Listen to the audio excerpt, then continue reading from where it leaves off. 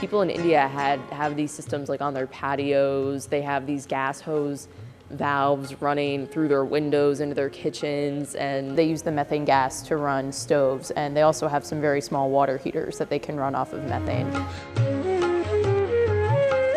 I studied abroad this past summer in India, and I did an experiment with paper waste. So we took newspaper and we put them in a biogas digester, and that was converted then to methane gas. And so I started thinking when I was there about practical applications for this in the United States.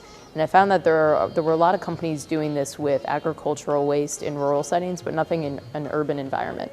It certainly is worthwhile because it could save the use of natural gas. It's a good replacement to use in stoves, ovens, any place where natural gas has an advantage.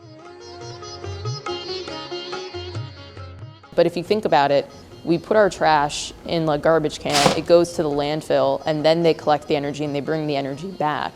And to me, it would make a lot more sense to just use it on site. It's hard to say right now how much energy it's going to produce, but that's part of what the pilot project is, trying to figure out those numbers.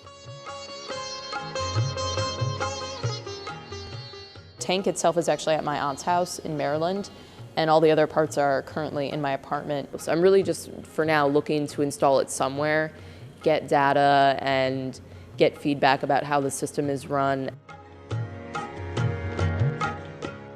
It's potentially explosive, and you do need to ensure that you have a safe process. Even though methane is flammable, you take a risk every time you go to a gas station, but you obviously need to get gas for your car.